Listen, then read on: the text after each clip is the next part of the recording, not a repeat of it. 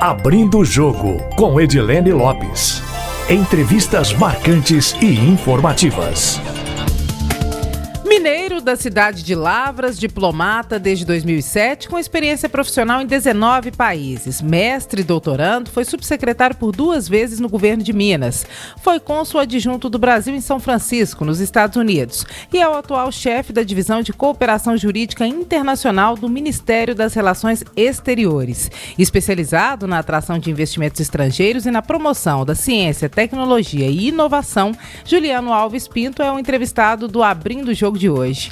Juliano, seja bem-vindo, muito obrigada pela entrevista. Muito obrigado, Edilene, é um prazer estar aqui no estúdio da Itatiaia, em Brasília. Juliano, a gente que agradece, faz tempo que eu queria te convidar para participar aqui do Abrindo o Jogo, e agora nós estamos no especial, edição especial Mineiros em Brasília, e você é um desses mineiros desempenhando um papel importante aqui na capital federal. Eu queria que você contasse um pouquinho da sua trajetória, desde o início do concurso para o Itamaraty até a chegada neste posto e outros postos que você ocupou também, por exemplo, no governo de Minas.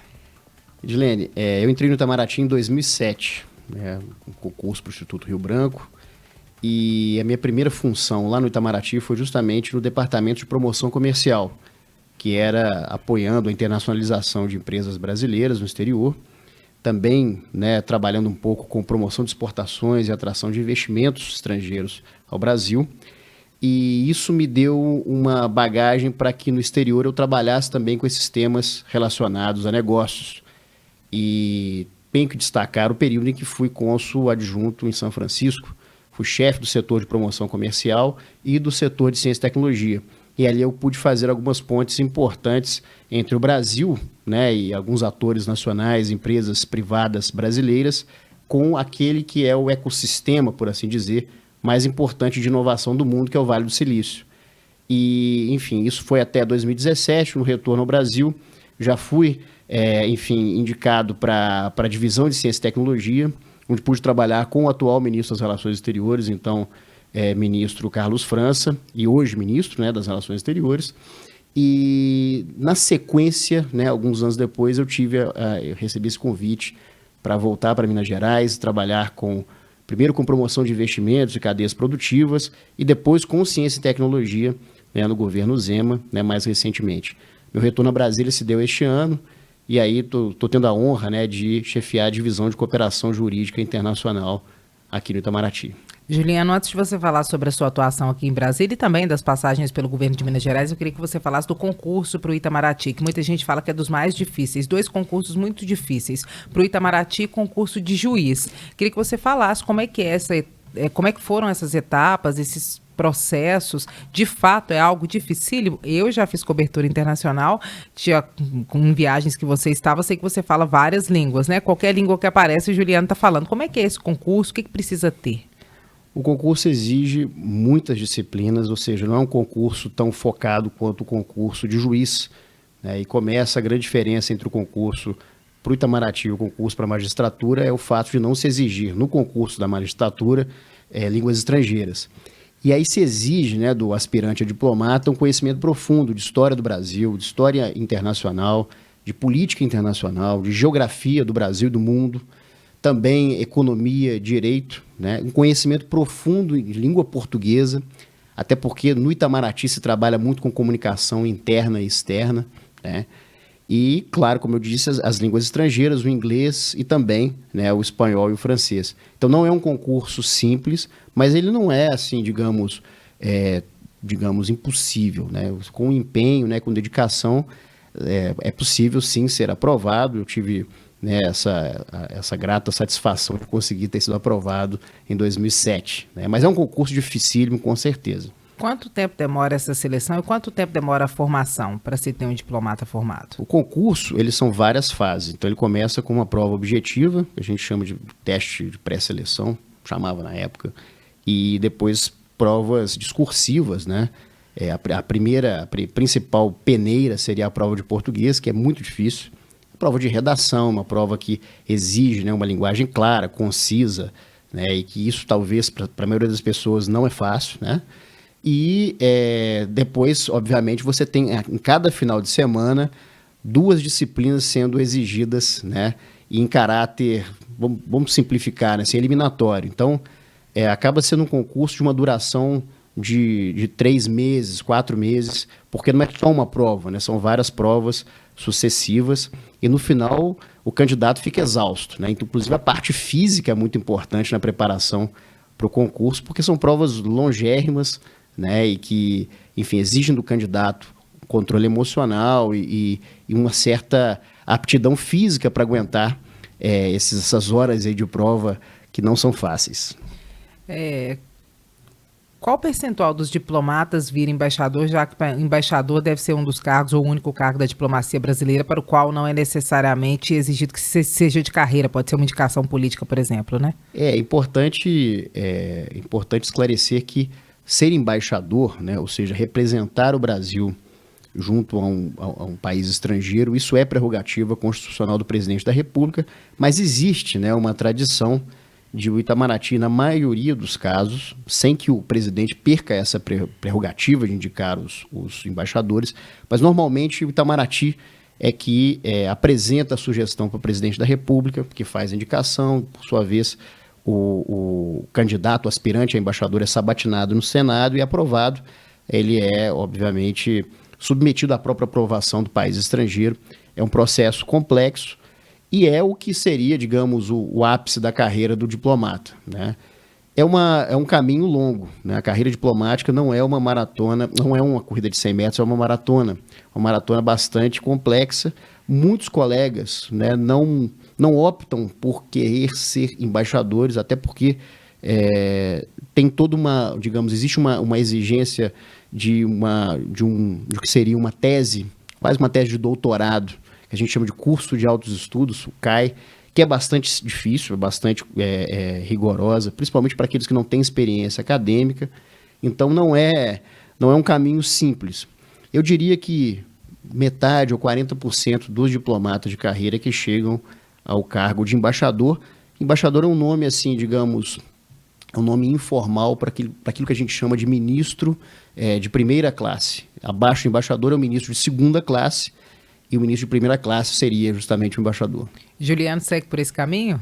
Eu quero ser embaixador, claro, com certeza. Trabalho para isso, tenho muito orgulho da minha carreira. Voltei a Brasília com esse propósito, inclusive. Tem preferência por países? Como é que é isso? É importante que o diplomata não perca de vista que o Brasil tem interesses múltiplos, né? Então, é muito difícil você dizer que um país, né, objetivamente falando, é mais importante do que o outro. É óbvio que existem países com os quais o Brasil tem relações mais estreitas. E quanto mais estreitas as relações, maior o potencial de alavancagem de mais resultados a partir dessa relação. Mas, então, obviamente, eu acabo falando de países como Estados Unidos, Europa Ocidental, Japão, né, a própria China, grande parceiro comercial do Brasil. Mas existem outros países igualmente importantes na América do Sul, na nossa circunstância principal, né, os nossos vizinhos da América do Sul, e também os países africanos, que cada dia mais têm laços mais estreitos com o Brasil. Tem algum país para onde nenhum diplomata queira ir? Tem isso aí? Já não me manda para lá não, que é castigo, existe isso? Existem postos difíceis, né, e isso não é tão objetivo assim, e existem colegas, né, diplomatas que estão mais à vontade com postos mais difíceis. É difícil dizer um país, mas sempre vai se encontrar um colega disposto a ir para esse país um pouco mais complicado e que para ele ou ela vai ser um posto até tranquilo. Então isso depende muito de cada um, né? E quanto maior o desafio, acaba sendo interessante também para aquele diplomata, né, o diplomata homem, diplomata mulher, que queira, né, extrair o máximo daquele período em que serve no exterior.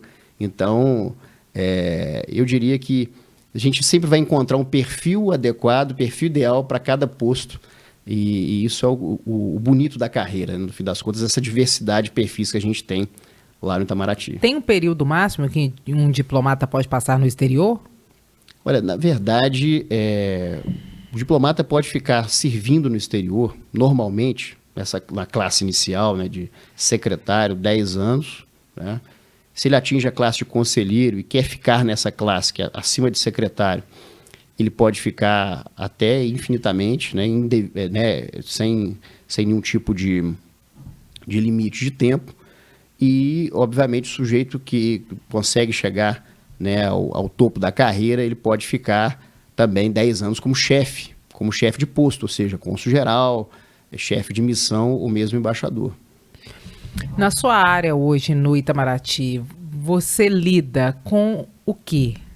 Como é que é o seu trabalho, o dia a dia do seu departamento, da sua divisão, da divisão que você chefia?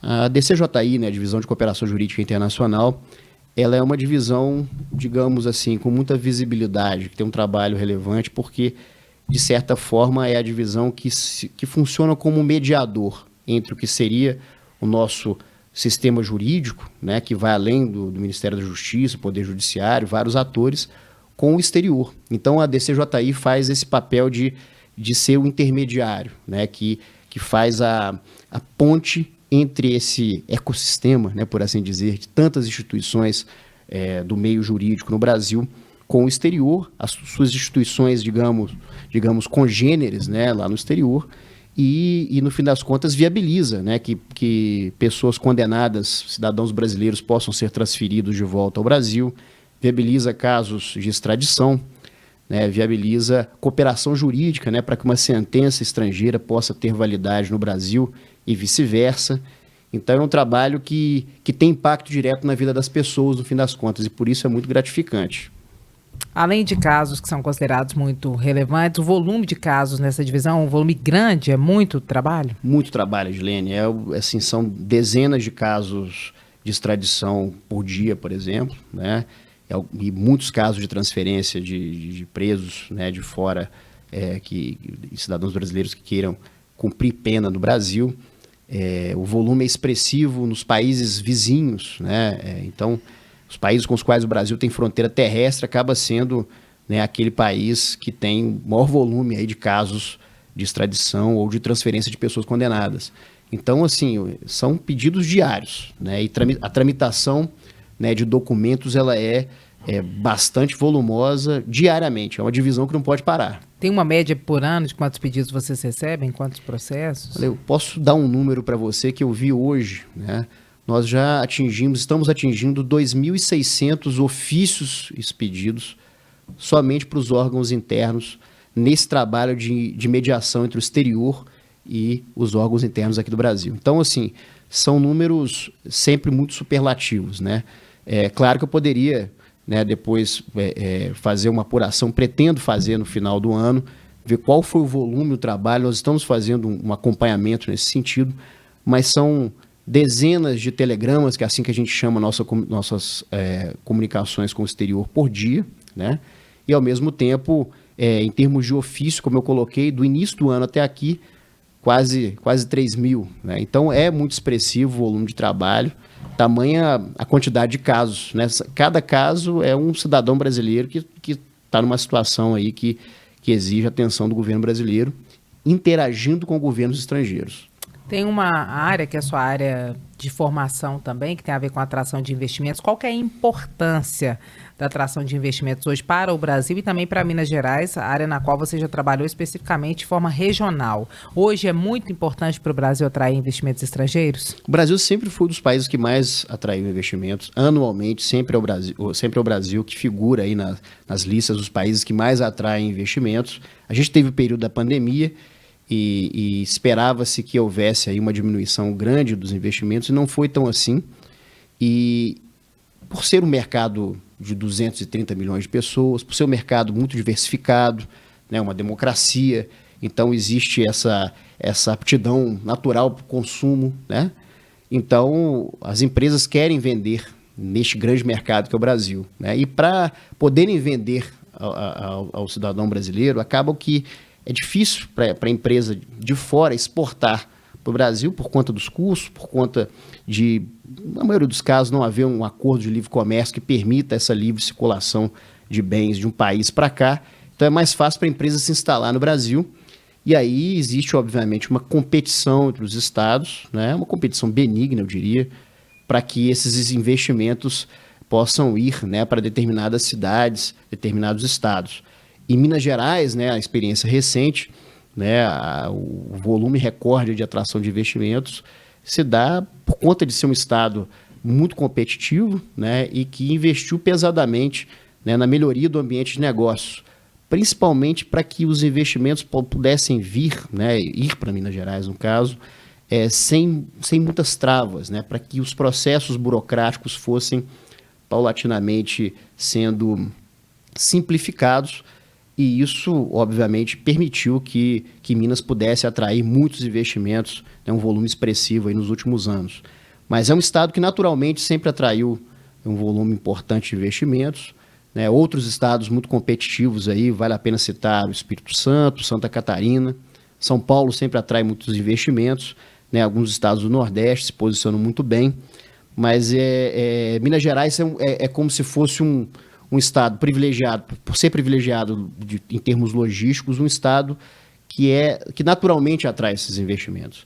O que o governo se empenhou muito, como eu disse, é na simplificação dos processos. E muitas das vezes a simplificação não é só cuidar do aspecto legal, mas é trabalhar as múltiplas instâncias, conversar com os atores, os mais importantes, para que o investimento de fato se materialize. Não basta só preencher um protocolo, dizer que vai para Minas Gerais, mas é permitir que o investimento seja de fato materializado, né, com a instalação da empresa, com a contratação de mão de obra e com o início das operações. E isso também foi possível ver nos últimos anos em Minas Gerais. Além de tudo que você citou, não só Minas Gerais, mas como o Brasil, tem algum diferencial específico, como, por exemplo, o investimento em tecnologia limpa, em produção de energia limpa, que atrai os olhos do mundo para o Brasil e para Minas Gerais, e que pode fazer com que tanto o Estado quanto o país larguem na frente de outras nações? Com certeza, Edilene.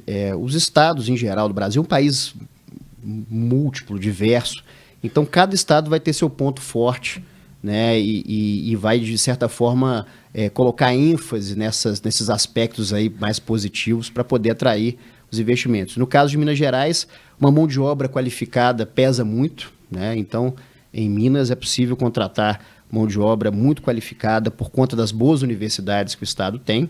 O Estado tem 11 universidades federais, universidades que estão focadas em pesquisa científica, e isso conta muito. E os setores, né, os segmentos nos quais Minas é forte, né? Então, em primeiro lugar, como você citou muito bem, o setor energético, né, por conta da tradição da CEMIG e tudo que a CEMIG fez até aqui, e por conta das boas escolas, né, eu cito aqui a Universidade Federal de Itajubá, que é uma referência nacional em energia, né, e obviamente, setores setores que pertencem àquela ampla cadeia do minério de ferro, que vai para a siderurgia e, por sua vez, para a metalurgia, que vai culminar em fábricas de carros. Então, esse setor mineral, siderúrgico, metalúrgico de fato, muito importante, muito forte no estado de Minas Gerais e atrai muitos investimentos. É uma cadeia complexa que vai do minério de ferro até um carro sendo produzido.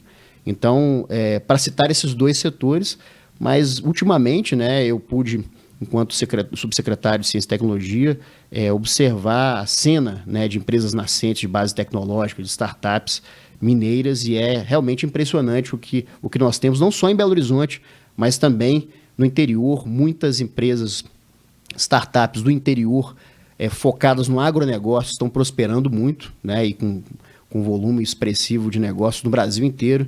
Então, isso tem a ver, né, com o fato de nós termos uma base de talentos bastante importante, e setores, né, uma base industrial, uma base de agricultura já consolidada, né, que no fim das contas propicia bons negócios. O que para o futuro Minas pode construir que seja de fato um diferencial em relação a outros estados, pensando em tecnologia, por exemplo? O grande diferencial que Minas poderia ter, né, em relação a outros estados, eu acho que talvez o nosso principal obstáculo, viu, Edilene, é a infraestrutura. Se nós tivéssemos uma infraestrutura de logística compatível, por exemplo, com a infraestrutura de que dispõe o estado de São Paulo, estradas, por exemplo, né? Nós temos um excelente aeroporto internacional, mas a nossa malha viária ainda é um pouco precária quando comparada a outros estados. Cito São Paulo aqui, porque São Paulo é o grande estado industrial brasileiro. Se nós tivéssemos uma infraestrutura, né, e uma logística facilitada para escoamento de produtos, é um estado do tamanho da França, né? Então, se pudéssemos melhorar nesse aspecto, a competitividade dos outros setores viria naturalmente. Então, eu vejo esse como o principal obstáculo, o principal desafio, né, e o governo de Minas, o governo atual, se empenhou muito em aumentar, né, em expandir as concessões rodoviárias, também ferroviárias, mas eu confesso que é um grande desafio, porque o volume de obras é imenso. E isso faria com que Minas Gerais se tornasse talvez o estado mais competitivo do Brasil, se tivesse uma infraestrutura compatível com países mais desenvolvidos. E isso demora tempo para esse investimento em infraestrutura, mesmo que ele começasse a ser feito de imediato, era algo que poderia levar muitos anos até ter um desfecho final almejado? Eu tendo a ser otimista, mas sei que o desafio é muito grande, né? É claro que quando a gente tem um modelo, né, um modelo de concessão que seja, que propicie os investimentos necessários para que estradas sejam duplicadas, enfim, para que empresas estrangeiras do mundo inteiro possam operar nesse grande mercado, isso pode sim alavancar um volume maior de obras.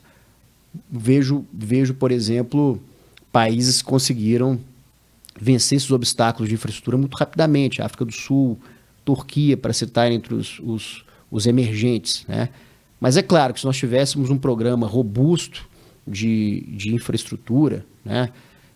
Como, por exemplo, o que pôde ser observado na China nos últimos 20 anos, é evidente que o Brasil teria outras condições de ser um país muito mais competitivo, enfim, talvez um país muito mais desenvolvido.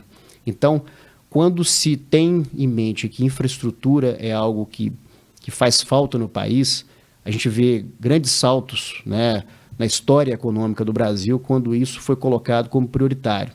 Por exemplo, o governo de Juscelino Kubitschek, né, que construiu Brasília, mas que teve na infraestrutura de transporte e energia o seu binômio para que as coisas pudessem acontecer, né, e o Brasil pudesse dar os saltos econômicos que acabou dando dos governos posteriores, né? Citando esse exemplo aí de JK, se todo o esforço é colocado para que a gente melhore a infraestrutura de nossas estradas de rodagem, de nossas ferrovias, é evidente que o resultado vai aparecer. Porque o Brasil é um grande mercado, tem essa base de talentos, né? Ao mesmo tempo já tem uma base industrial, tem setores fortes na economia, mas o grande desafio é esse. E o Brasil cresceu, né? Nós estamos falando do Brasil dos anos 50, que tinha 1/4 da população do Brasil atual. Então, a realidade é outra. Eu acho que esse talvez seja o nosso principal desafio. Eu me referi a Minas Gerais, mas como sempre, né, o que vale para Minas acaba valendo para o Brasil. E vejo que esse é o nosso principal obstáculo a ser vencido. Apesar de ter vários setores da indústria que são fortes no Brasil, tendo uma visão global como você tem, o Brasil hoje é considerado um país desindustrializado, que exporta muitas commodities, importa muitos produtos industrializados e tem como avançar nisso se mantendo como um país que pode oferecer energia e tecnologia limpa, já que os países mais industrializados são aqueles que também estão com uma situação mais difícil nesse quesito de energia limpa e companhia? Eu diria que o Brasil sofreu sim, né, um pouco o processo de desindustrialização que o mundo inteiro sofreu, né? É evidente que a competição com os países asiáticos ela se tornou uma competição difícil. E na medida que os mercados sejam abertos, né, se expor à competição internacional de países que têm aí os seus fatores de produção, aí, uma mão de obra mais barata, né, insumos mais baratos e tecnologia envolvida, fica difícil competir. Mas mesmo assim, alguns setores conseguiram prosperar, né? Então, a minha visão é de que o Brasil precisa fazer uma transição dentro do que seria uma política industrial voltada, né, para que o Brasil melhor aproveitasse os seus recursos, né, aquilo que o Brasil tem de vantagem competitiva, né? E com isso, quando a gente fala de energia renovável, né, o Brasil tem todas as condições de liderar esse processo no mundo, não totalmente, não em todos os segmentos de energia renovável, mas em alguns casos, quando a gente fala de energia hidrelétrica, por exemplo, energia solar, né, o Brasil tem uma base, né, para explorar energia solar, energia fotovoltaica imensa, principalmente no nosso estado de Minas Gerais, energia eólica, Quando a gente fala de exploração de petróleo em águas profundas, o Brasil é líder em tecnologia nesse segmento. Então, se a gente foca naquilo que a gente é bom, o Brasil pode fazer a diferença, porque tem uma mão de obra, né, relativamente qualificada, relativamente barata, e hoje o mundo é um pouco diferente de 10 anos atrás, o mundo está um pouco mais fechado. Então, o Brasil se colocando como um país estável, né, como um país que tem segurança jurídica, condições de receber esses investimentos sem maiores contratempos, para os países centrais, os países mais desenvolvidos, o Brasil acaba sendo, digamos, um parceiro ideal. E muito se acreditou nas parcerias com os países asiáticos, mas haja vista a situação política internacional hoje, é preciso olhar mais para a América Latina, porque nós teríamos condições de oferecer aí para o mundo uma indústria altamente competitiva, né, e que pudesse suprir os mercados, não só o mercado interno, mas também outros mercados fora do Brasil. E estamos no caminho certo? Eu vejo que nós estamos num momento de grande decisão, né? O Brasil precisa se redefinir em termos de política industrial, né? O mundo sofreu nos últimos 3 anos, né, a pandemia, temos a guerra, né, a guerra na Ucrânia, então são abalos profundos. E nem mesmo os teóricos mais, digamos, mais respeitados mundo afora iriam imaginar que houvesse 2 situações como essas 2 colocadas. Então é preciso pensar o Brasil, aquilo que o Brasil tem de vocação, em vista da situação que o mundo hoje vive, que é uma situação diferente de 5, 10 anos atrás. Então eu vejo que há oportunidades, como há desafios também. O Brasil precisa de focar nessas oportunidades, de ser um país, uma democracia, que recebe bem o investidor estrangeiro, né, que tem melhorado seu ambiente de negócio, né, que tem investido, né, muito no que seria, digamos, uma manutenção de um tripé macroeconômico que confira estabilidade econômica, né. O Brasil sofreu muito nos últimos anos com essas 2 situações colocadas, pandemia e guerra, mas isso já apresenta sinais de melhora porque de fato reflete a resiliência da economia brasileira, a força, o dinamismo da economia brasileira. Muitas das vezes isso não fica tão claro para nós, mas o momento é de pensar estrategicamente. Estão muitas oportunidades para aparecer aí no caminho. Embora leve alguns anos, como é que a entrada do Brasil no OCDE muda essa situação do Brasil? A entrada do Brasil na OCDE, né, isso é digamos, um assunto que vem sendo discutido há décadas, né? E a OCDE é vista como uma organização que congrega os países ricos. Mas o mais importante da OCDE são os, digamos, os padrões que para um país ser membro são exigidos e que são padrões internacionalmente aceitos como os mais elevados. Então, ser parte da OCDE significa você adotar uma padronização internacional, internacionalmente reconhecida como de excelência e que, no fim das contas, possibilitaria atrair mais investimentos. Então, mais do que fazer parte da OCDE, o ideal é ser padrão OCDE, né, por assim dizer, e com isso o Brasil se colocar como um país muito mais competitivo do que era. E para se atingir esse padrão OCDE, muitas reformas precisaram ser feitas para que a própria OCDE reconhecesse o Brasil como um país candidato. Como por exemplo, para a gente lembrar. Por exemplo, simplificação de toda sorte, infralegal, simplificação tributária, né? Eu, por exemplo, em 2017 pude acompanhar algumas reuniões no que diz respeito à ciência e tecnologia. Então, muito do que foram as leis recentes que o Brasil passou no marco da inovação tem a ver também com o que seria a adoção de padrões OCDE para esse segmento de tecnologia, né? E tem alguma exigência, Juliano, relacionada a bem-estar social? Porque não adianta nada estar bonito entre os países mais ricos do mundo e ter gente passando fome com uma desigualdade social tão aguda quanto tem o Brasil. Entrar para a OCDE ajuda a camada da população que mais precisa ou pode ser que não tenha efeito prático para essa parcela da população? Por isso que eu acho que é importante insistir na questão do padrão OCDE, porque se o padrão OCDE significar mais investimentos, né, no país, investimentos estrangeiros, o que, no fim das contas, na outra ponta é a instalação de uma nova fábrica, de uma indústria, né, num determinado município que nunca teve nada que se comparasse. Isso significa abertura de vagas de emprego. E vagas de emprego, né, digamos, a dignidade que o emprego propicia, já é, de fato, algo que merece ser celebrado. Então, a gente tem que ser pragmático, né, na entrada do Brasil na OCDE, pensando nos resultados positivos. Né? E o Brasil adotar a cartilha, né, esse padrão OCDE, significa estar mais apto a atrair mais investimentos, no fim das contas, gerar mais emprego e renda para a população. As empresas brasileiras têm investido em internacionalização ou esse ainda é um desafio para o Brasil? São grandes desafios, Gilene. É óbvio que várias empresas brasileiras se tornaram, nos últimos 30 anos, eu diria, multinacionais competitivas.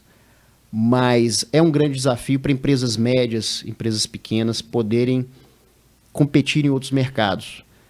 Quando eu falo empresas médias, empresas pequenas, eu me lembro das empresas de tecnologia, as startups, que normalmente operam no mercado interno, nesse grande mercado interno que é o mercado brasileiro. Se as empresas passam a competir internacionalmente, elas se tornam mais resilientes, mais, digamos, menos propensas a serem vencidas pela concorrência internacional. Então, um aplicativo que é desenvolvido aqui, mas que mantém a sua liderança internamente e que passa a competir em pé de igualdade na América Latina com outras empresas, ela se torna menos propensa a ser vendida por um preço menor para uma empresa estrangeira da Ásia, por exemplo. Ela estaria ela estaria mais protegida e não perder posições de liderança, posições estratégicas, não só nos mercados estrangeiros, mas no próprio mercado brasileiro. Né? Mas é um grande desafio, porque a população do Brasil majoritariamente não fala inglês ou outra língua estrangeira. Né?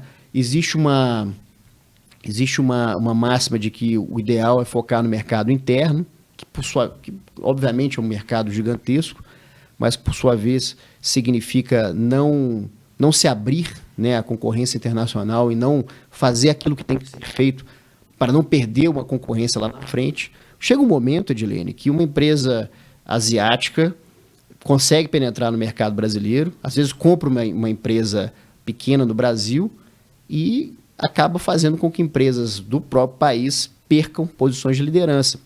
Então, a sobrevivência, a longevidade de uma empresa brasileira de tecnologia ou de qualquer segmento necessariamente está atrelada à sua capacidade de se internacionalizar. Ela se torna mais competitiva e mais protegida, né, de uma concorrência vista por muitos como desleal, mas é o que o mundo é. O mundo é muito competitivo e o mercado brasileiro, o mercado de tecnologia principalmente, está cada dia mais aberto. Então as empresas têm que se movimentar e de alguma forma têm que competir internacionalmente. E a sugestão que eu sempre dou, né, é que foquem no mercado latino-americano, que já é o dobro, né, como se nós absorvêssemos um outro Brasil, o que seriam os outros países da América Latina. E isso já dá, né, digamos, muita competitividade para a empresa. Isso permite a empresa, de fato, se proteger mais dos concorrentes de outros mercados, Estados Unidos, Europa ou Ásia. Desses desafios da internacionalização, a questão da língua estrangeira, por exemplo, como é que vence isso? Tem alguma estratégia nacional de vencer isso? Porque nas escolas públicas o ensino de língua estrangeira é uma dificuldade grande, né? E as escolas públicas formam a grande massa de mão de obra da população. Como é que faz isso? É necessário uma estratégia nacional para vencer essa barreira?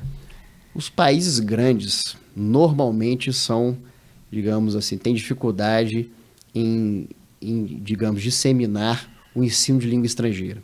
Se a gente olha para a China, por exemplo, a penetração do inglês é menor que a do Brasil, relativamente falando. Ela não chega a 1,5%.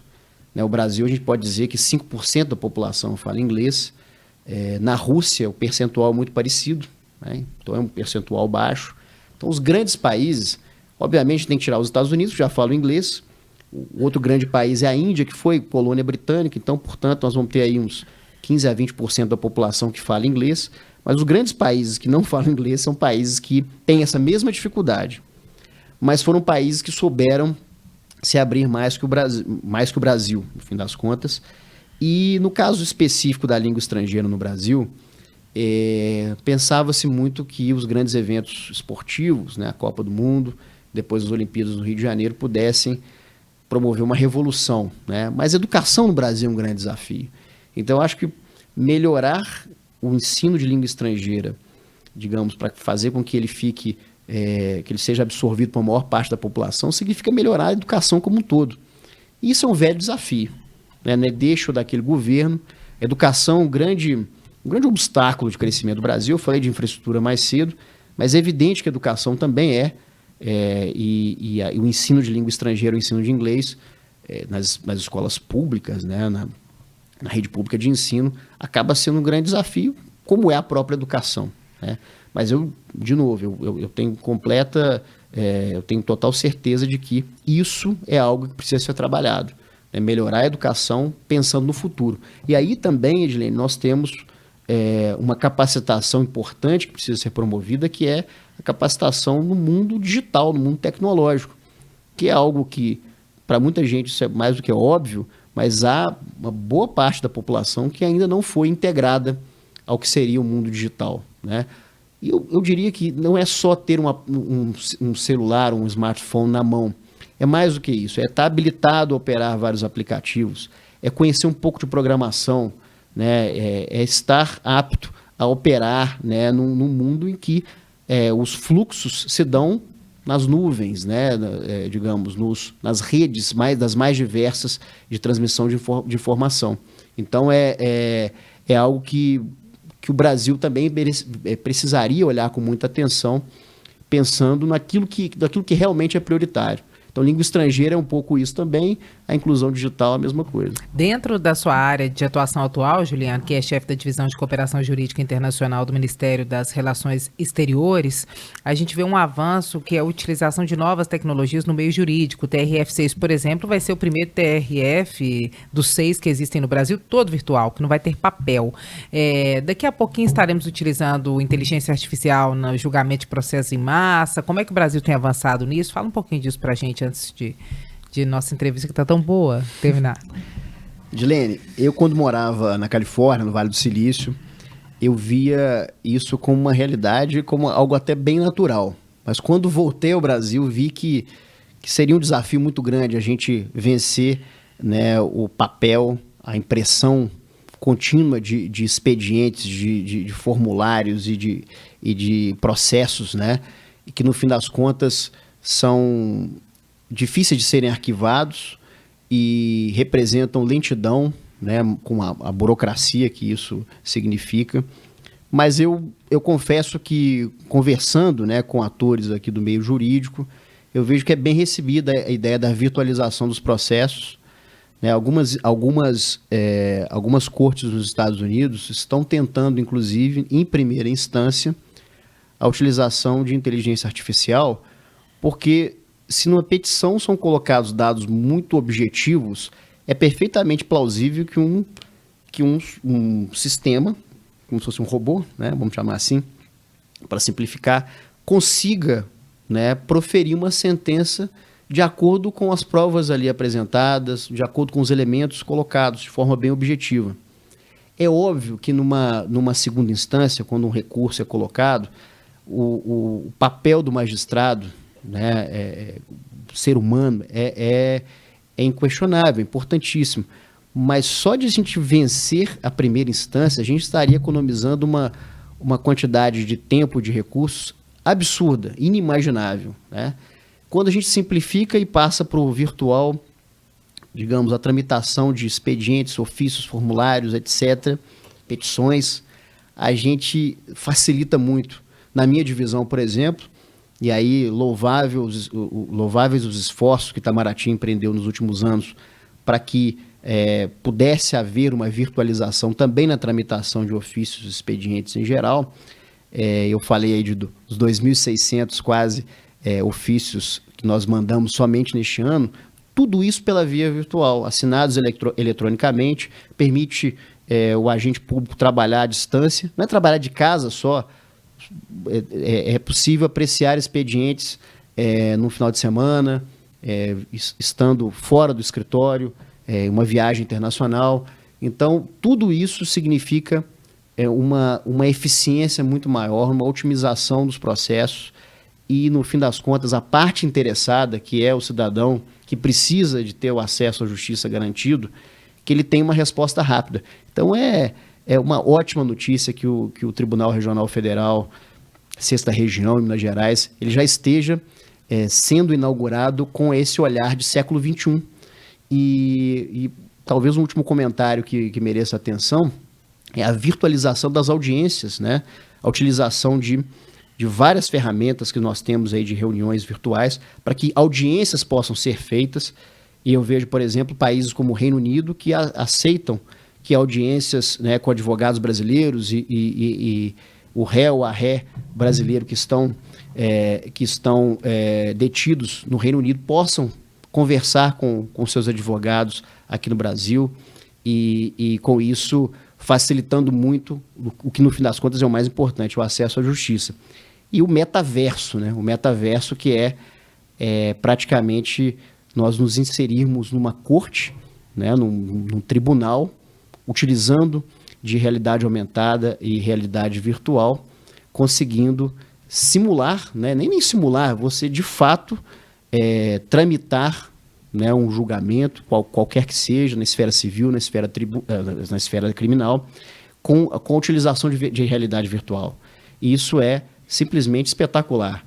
Isso economiza absurdamente em termos, né, de aluguel de salas ou em termos de manutenção de auditórios, né, de estruturas jurídicas, forenses.